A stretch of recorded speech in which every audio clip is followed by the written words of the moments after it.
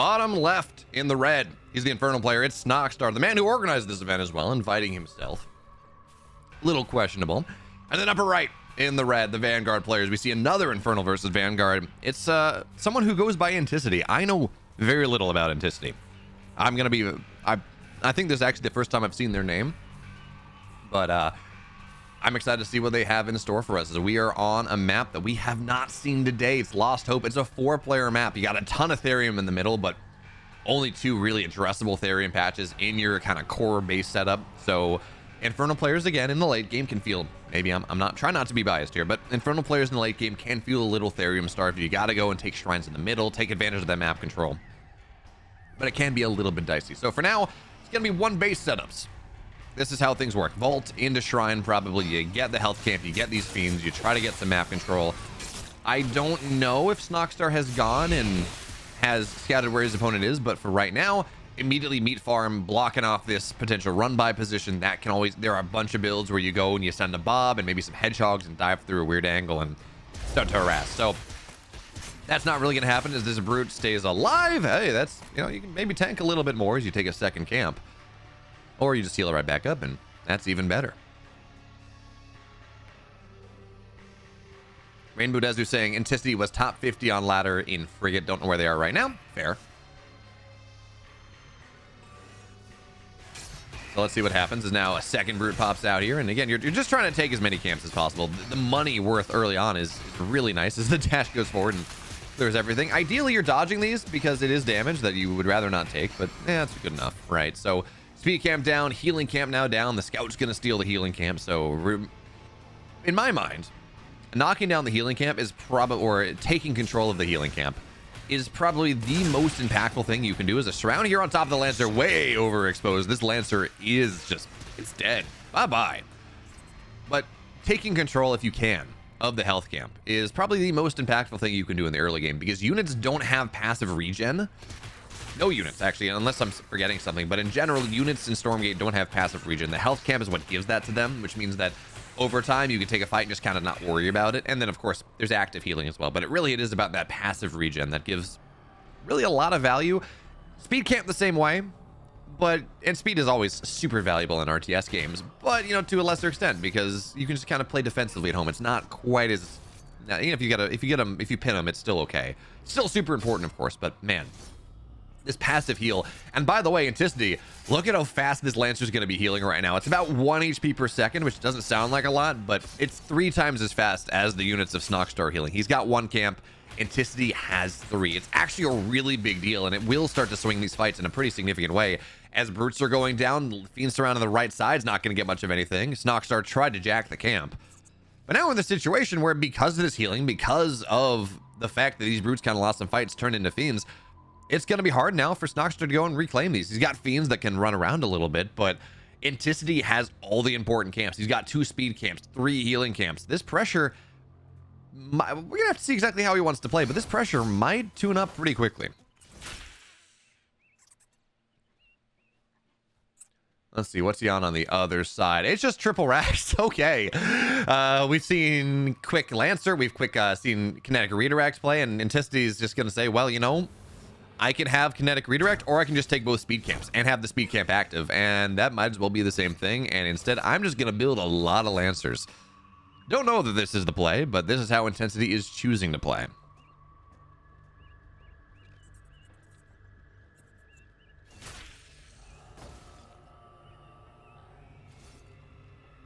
I'm just reading chat at the moment. I think we're fine. We're going to... So this is a lot of Lancers, and yes, there is a Shroudstone on the high ground. I do like that we saw Snoxtar play a little bit more careful on this, but as the Lancer, you know, okay, this is awkward. The Lancers are going to dive in. The Shroudstone's doing well enough, but because they don't have that kinetic redirect, because they don't have the speed camp active as well, they are going to struggle a little bit. They're not nearly as effective. They're on Shroud, so this, was it 10%, I think? White health regeneration is going to be pretty nice. Now diving on top of the Gaunts even still. We notice, of course, some of these Lancers getting pulled back into the healing zone. It is 4 healing camps, passive healing, 1 healing camp active, and that just means that Snoxtar's getting run through on this. Yes, there is a Shroudstone that gets manifested, but it just gets targeted down. Not enough damage right there. Second Shroudstone will fall as well, because there's just not enough army for Snoxtar at the time being, and this is working out fairly nicely. Again, these Lancers, they're taking a little while. It is heavy, so Exos kill it a little bit faster. But now, the Shroud Stones are done. More Lancers continue to rally across. 4 passive healing, 1 active healing. These Lancers are going to pop back up very quickly, and in the game of attrition, that's just not something that Snoxtar really has to deal with. And we can see this right now. Again, you just dive on top. Now we're going to see the Hexen dice. 1 tapped here, so you're not going to have access to any more Skulls of Shedda, that little bit extra DPS on top of things. There is a Magmadon, and that is something.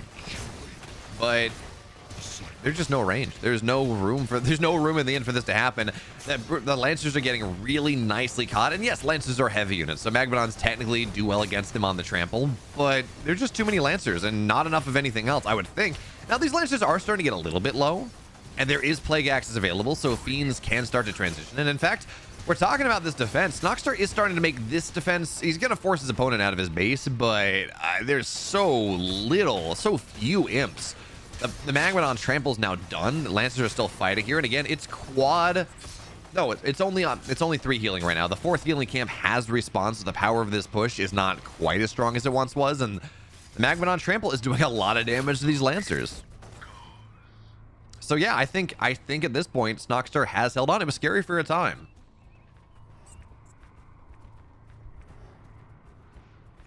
And yeah, chat saying, yeah, I disagree. I think Snoxtar's ahead. And I don't know that he's ahead just yet, but I think he has held.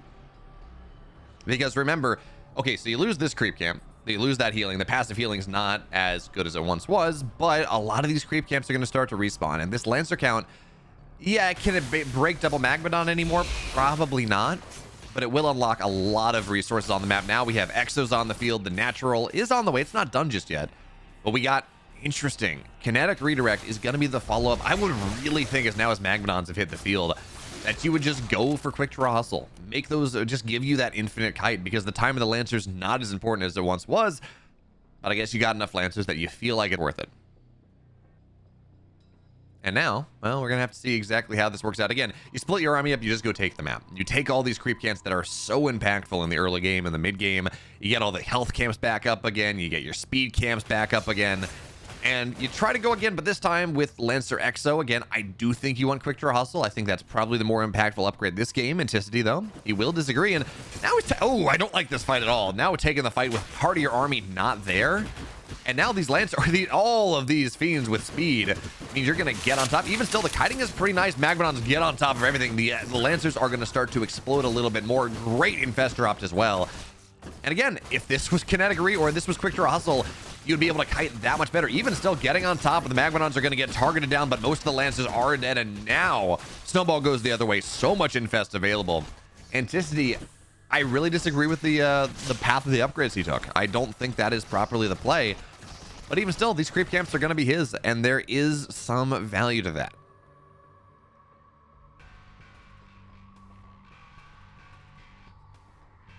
And again, this is my read on things. The game is about a week and a half old. There's even one of the Exos saying, what? This is my read on things. A game is a week and a half old. A lot of stuff has not been figured out, so I could very well be wrong. As I see Lorimbo here talking about how if the Infernal player can get to the late game, he wins. He's insane in this matchup, which is pretty funny, again, because everyone's talking about how much better Vanguard is in the late game compared to Infernals. Now, it is worth pointing out, yes, this is Central Command. We are at Tier 2, but there's no third base on the way just yet. We're not seeing solar habitats. We're not seeing helicarriers, anything like that. We're not seeing that kind of 2-base leapfrog that we saw coming out of Prime Scout in the last series. That's just not really a thing. So there is that lacking. And in fairness, it's because the Natural does not have Therium. You got to go take a third base to get Therium, or take the middle of the map, something like that. So you don't quite have that hardcore tech scaling that sometimes Infernals have access to, which is important. Even still, hangar bases are on the way, so what do I know? Third base getting started out here. Bob's with the overcharge. It's only 2 of them, though, so that's maybe a little bit dicey. But yeah, overcharge means these Fiends are going to go down as well. But we are looking at a 4-base Infernal player. He's on Greater Shrine, not going to Tier 3 just yet. And there we go. Okay. This is what I've been talking about. And yes, the game's a little bit weird. The scaling may not be accessible in other games, but we're on Hexen Mastery. Miasma is going to be a thing. We're not just doing the whole, I'm going to build a bunch of Magdons and kind of skip Hexens for a while. Snoxtar has been a big proponent of getting these Hexens, especially now that they are on tier 2, of just dropping a bunch of Miasmas and forcing your opponent to fight into it, because 10% HP per second and Infest and getting Fiends on top is conceptually insanely strong. Well, let's see how this one's going to work out. For now, I mean, these Exos are kiting away from any safe spot, so, you know, maybe you can make the fight happen. There we go. Infest on the back line, force them to kite back into the army, which means they take more damage, and eventually they will run out of space. In the meantime, yes, they're trading. Yes, we're looking at tier 2, tier 3 Exos, but these Gaunts have speed. You can get on top, and the moment they're pinned, a Miasma's going to get dropped, and the rest of them will fall. Just tries to go and snipe as much as he can before these Exos die, but this was a horrible position for Enticity to find himself in. He kited away from his base instead of towards it. This random rally is also going to go down. And now Snoxtar is in just this wonderful spot. He's going to start to take the resource camps. He's on 4 bases. Maybe he's going to get... It's kind of hard to get 5 bases because you got to go to weird high grounds or very far away, but he's going to go and take another base here on the north side. He's got the Hexen Master upgrades, so he can go and drop Miasma if he wants to. Well, is it done? Where's my... Okay, he does have Hexen Mastery, so he can drop Miasmas on the heads. This army is just so much better, and there's a supply lead, so, you know.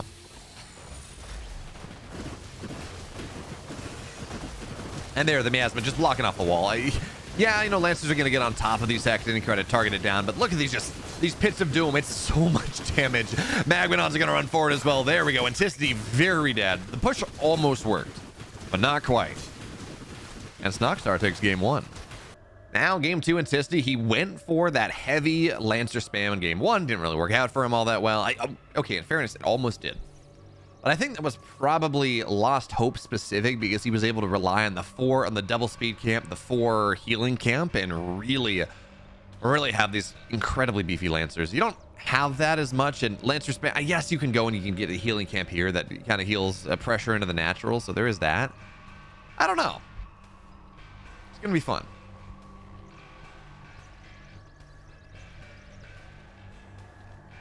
As I see Rainbow Desu saying that Enticity took a map off of Snoxtar, took a map off of Night End during the Elephant build, so definitely can win. I mean, I think that's fair. Snoxtar's invites these are all top players. I'm just not super familiar with Enticity one way or the other. You know, like I haven't seen a lot of their games. I know I know they're Canadian.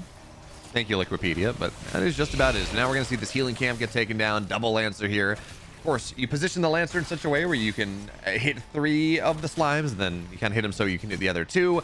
These Lancers should heal up, and there's a single Vault expand coming out of Snoxtar, the same thing we saw Larimbo doing in his series. But again, this map is pretty hard to take a third base, a quick third base. It's kind of... Isla Dread's a similar idea, where the third bases are just very far away, and there's not even a good third base for Infernals on this map. Yeah, you can take the double loom, but you really want to have Therium on your third as well as your natural. And that's not really available. So that does make the scaling a little bit dicier for technically both sides, but you do have that scrapyard for Vanguard that kind of speeds up your mining just a little bit. That being said, what do we got? It's double racks, triple racks. Okay, same idea. Put a bunch of Lancers. You're not going to be quite as beefy this time, but the rush distance is much faster. Oh, okay, maybe that's why I recognize his name. Turlag is saying that Enticity is one of the great Total War players. I used to be super into back when I was in high school. I used to be super into Total War, Empire Total War, which is maybe not, or I guess I used to be specifically in Empire Total War, which was, you know, maybe not the best Total War game according to a lot of people. I loved it. I thought it was, of all the games, of all the Total War games, it was by far my favorite of all the ones I played. But I watched a lot of Prince of Macedon back in the day, who would go and upload his PvP games. And maybe I recognize Enticity from that. I don't know. Maybe that's too soon for Enticity to be playing Total War competitively. I'm not sure of the timelines. So anyways, a bunch of Fiends are going to go the right side. We do not have a natural for... I mean, okay, this is Enticity. Of course we don't have a natural. He's going to stay on one base as long as possible. but this time there is that kinetic redirection timing that I thought would have been really good in the last game. Now he actually is getting it. So it's 3 racks. He's got kinetic redirect. It is, of course, it's still a bit of ways away. Is this the Fiend run by is going to try to go and see if they can get one of these Lancers and shut down as much of the attack as possible. Just slow it down a little bit, and that's going to be pretty nice. So for now, getting on the Therium, denying that is going to be a reasonable thing. This Lancer is dangling, can get surrounded, but maybe not worth it. Certainly, as the attack's going on the other side, and Enticity really wants to go take position of this healing camp. If he can go and steal this healing camp away, all of a sudden this attack gets so much more powerful because you can just kind of posture right here, get damage on the Shroud Stone, start to put a ton of pressure on the natural. If you can't take it, well, the attack is no longer nearly as impactful. So for now, nice surround on the Lancer, gets damage to it. Now, should heal back up. That's fine.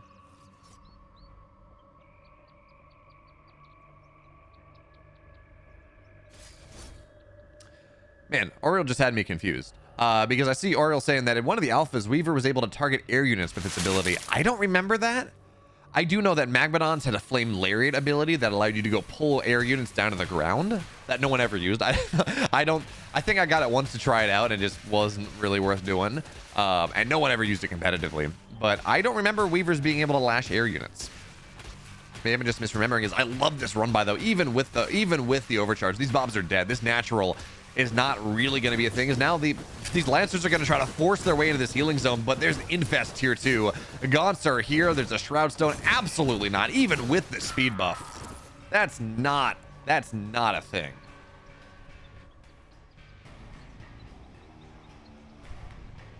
And yeah, the Fiend usage has been fantastic this game. More mobs go down. The Fiends are still here. So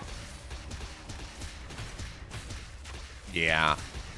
This is Inticity's in a horrible spot. Game 1, it was like, okay, he's almost making this attack happen, almost pushing through, but we talked about people cooking. Enticity is the one that has been cooked. As Lula said, Snoxtar's in the kitchen. He's got a nice flambe of Vanguard, and well, there's really not a lot that Enticity can do at this point. His natural is way far behind. He's lost far too many bobs. Lancers have gone down.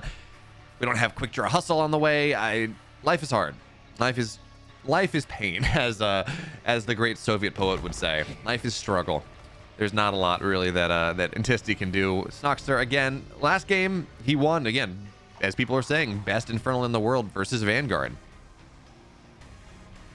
and that was from behind. He eventually kind of scaled back and took the game. This one, it just didn't work. So we should be looking at Snoxtar versus Prime Scout in our round of 4. It's what was the top side? I forget.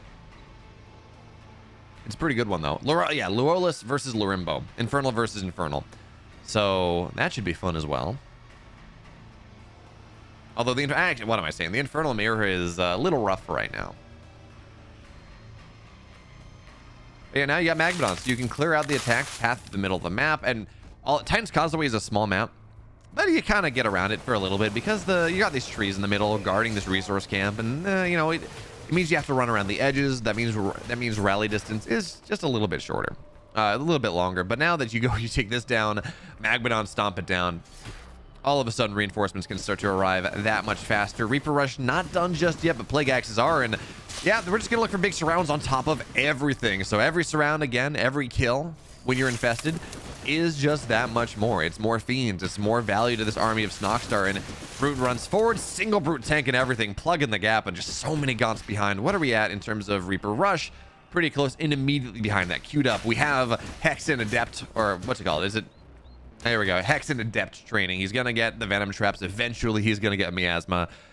And Miasma's kind of the GG timing, but I think we're already at that GG timing. There's a sentry post on the way. It's not here yet. Life is suffering. Oh, now there's an effigy as well. And it used to be you could drop one effigy and the cooldown was fast enough that before it timed out, you could drop a second one, which would be permanent. That's not a thing anymore, but there's a healing camp. There's an effigy. There's Shroud to recall back to, so white health and healing. This command post is halfway dead already. Yeah, I don't like the position of Enticity whatsoever. Magmadon goes forward just trying to disrupt. Doesn't have Demon Hoof Tremors, so it doesn't really stun, but it's just a little poke. Command post gonna have to get repaired at some point, but Yeah, Snoxtar wants to take the fight on his terms, not Anticity's. Now he's there we go, away from the sentry post. Another effigy gets dropped, and well, Magmadons are going to stomp these things down, trying to prevent some of the run back. The Natural's going to fall, and this is a dead Canadian Vanguard. There's really not much to do anymore. Yes, sentry buzzsaw cannons are there. They're not as good. Anticity is dead. Snoxtar moves on to face Prime Scout in the round of 4.